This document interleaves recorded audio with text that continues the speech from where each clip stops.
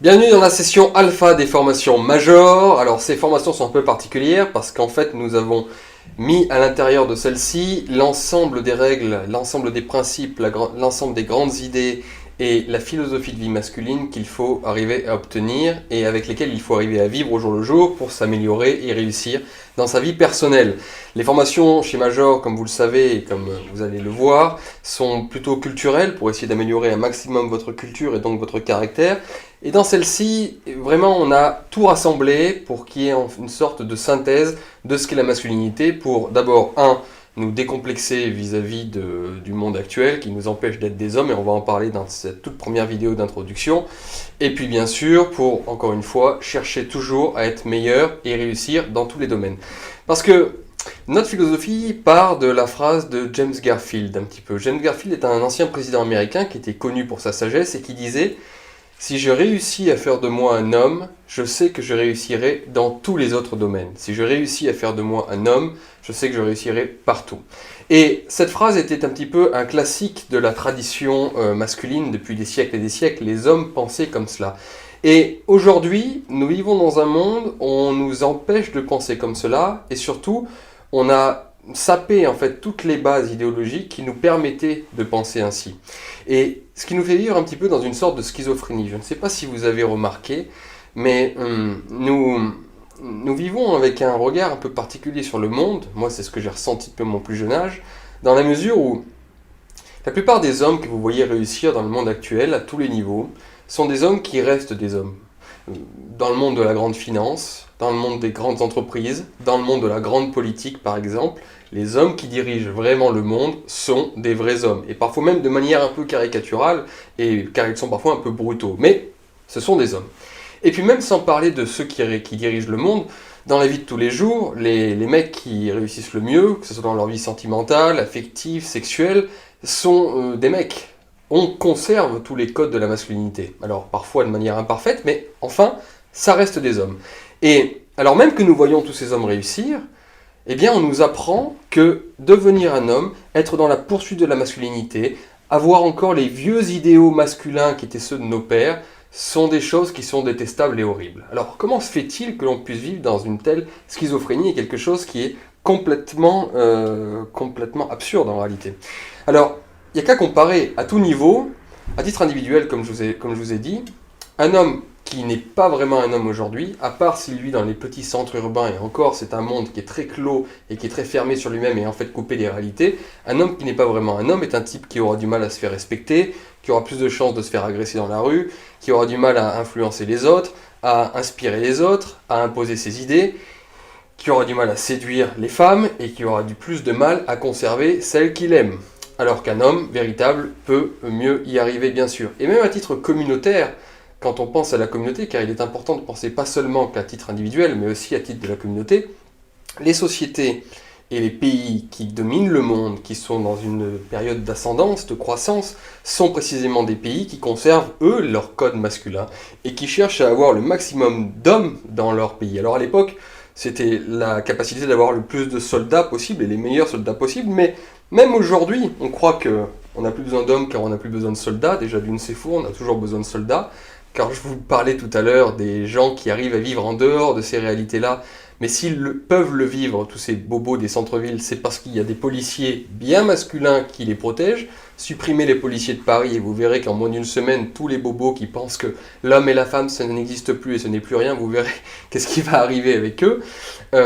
Mais dans les pays, même sans parler de question de soldats, prenez un pays comme les États-Unis d'Amérique, les pays qui réussissent sont des pays qui cultivent les qualités d'audace, d'esprit d'entreprise, de courage.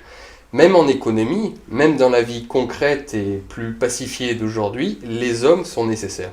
Alors, à titre individuel, donc c'est absolument certain, et à titre communautaire, c'est certain aussi. Alors, si ces vérités sont si certaines que ça, à savoir que nous avons besoin des hommes et des anciens idéaux masculins, comment se fait-il que tout cela ait échappé à nos sociétés ouest-européennes ? On va faire un petit point rapide, c'est juste théorique comme ça, mais c'est bien d'avoir ça en tête avant de commencer la formation et d'avant d'aller chercher quels sont tous les grands principes et toutes les grandes idées qui nous permettent de nous améliorer en tant qu'hommes. On peut dire qu'en fait, il y a plusieurs causes. Je vais les aborder un peu rapidement.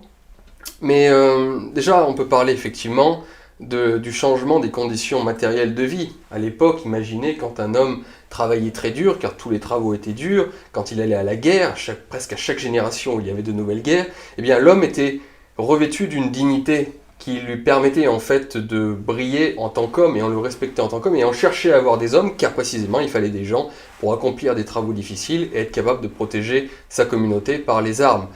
C'est vrai qu'aujourd'hui, à une époque où il y a beaucoup de fonctionnaires, où même le travail parfois se limite à être assis sur une chaise derrière un ordinateur, il y a une sorte d'indifférenciation entre les hommes et les femmes, et donc on peut estimer que dans ces conditions-là, il n'y a plus besoin d'hommes. Mais comme je vous l'ai dit juste avant, ce n'est pas tout à fait vrai, parce que même dans ce type de conditions, on a toujours besoin d'hommes qui iront créer quelque chose, qui auront de l'audace, qui auront un esprit d'entreprise, qui vont changer véritablement les choses. Et puis même, les femmes, parce que nous sommes toujours des mammifères, sont toujours attirées beaucoup plus par ce type d'hommes. Une autre raison qui explique la situation actuelle, c'est bien sûr les idéologies dominantes, puisque les idéologies dominantes actuelles, depuis les années 70, sont celles d'un féminisme très agressif, sont celles des déconstructivistes, c'est-à-dire des philosophes avec Deleuze, Derrida dans les années 70, qui ont cherché à déconstruire tous les idéaux qui avaient créé l'idéal européen, les traditions européennes, et donc dans celles-ci, les premières qu'il fallait détruire étaient bien sûr l'idéal masculin en tant que tel, au prétexte qu'il était patriarcal, qu'il était mauvais, et on estimait d'autant plus qu'il était mauvais et violent qu'on croyait que c'était cet idéal masculin qui produisait la violence. Alors, bien sûr, il y a une part de violence dans l'homme, mais l'idéal masculin est d'arriver à contraindre cette violence et arriver à la sublimer, justement.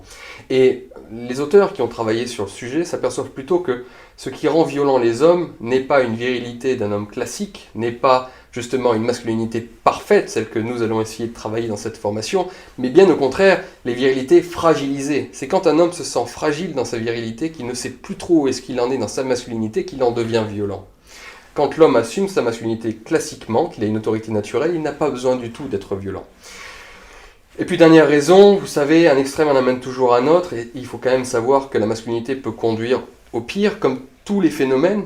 Aujourd'hui, nous sommes dans un excès du féminisme et de l'esprit féminisé du monde, de l'efféminisation du monde, et chaque phénomène est mauvais quand il devient extrême. Et donc, c'est vrai qu'au siècle dernier, les 2 premières guerres mondiales ont montré l'acmé, c'est-à-dire le pire de ce que la masculinité pouvait faire, et que partant de là, eh bien, les générations qui ont suivi ont renversé les choses et ont simplement voulu jeter le bébé avec l'eau du bain, en jetant non pas seulement les excès de la masculinité, mais en jetant toute la masculinité, avec toutes les qualités qu'elle comportait en elle, et c'est bien pour cela que nous sommes dans des situations un peu compliquées, qu'elles soient à titre individuel ou qu'elles soient à titre communautaire. Alors, nous avons donc travaillé sur cette formation, vous verrez 19 leçons plus un test de personnalité par rapport aux grandes caractéristiques qui sont positives et qui sont négatives. Vous pourrez vous référer à chaque fois à une fiche PDF qui résumera un petit peu les grandes leçons et la synthèse de ce qu'on aura dit ensemble. J'espère que vous apprécierez, c'est vraiment un gros travail de plusieurs mois et j'espère en tout cas que, et c'est quasiment certain en tout cas si vous suivez bien tout ce que je vais vous dire, pendant plusieurs heures et que vous travaillez toutes ces questions, que cela pourra changer un petit peu votre mentalité et que ça pourra vous améliorer. Et la dernière chose que j'aimerais dire dans cette vidéo d'introduction, c'est que face aux gens qui rigolent de cette recherche de virilité, vous pouvez utiliser l'arme de la dérision contre la leur dérision, car ça fait 30 ans qu'on a ces idées un petit peu folles qui règnent dans les centres urbains, comme quoi devenir un homme serait mauvais, mais on a des siècles et des siècles et des siècles derrière nous qui montrent que les sociétés auront toujours besoin d'hommes et que ceux qui réussissent, encore une fois individuellement, seront toujours des hommes. Voilà. En tout cas, les hommes qui réussissent seront des hommes qui cherchent à devenir des hommes. Voilà. Merci à vous et passons au deuxième module.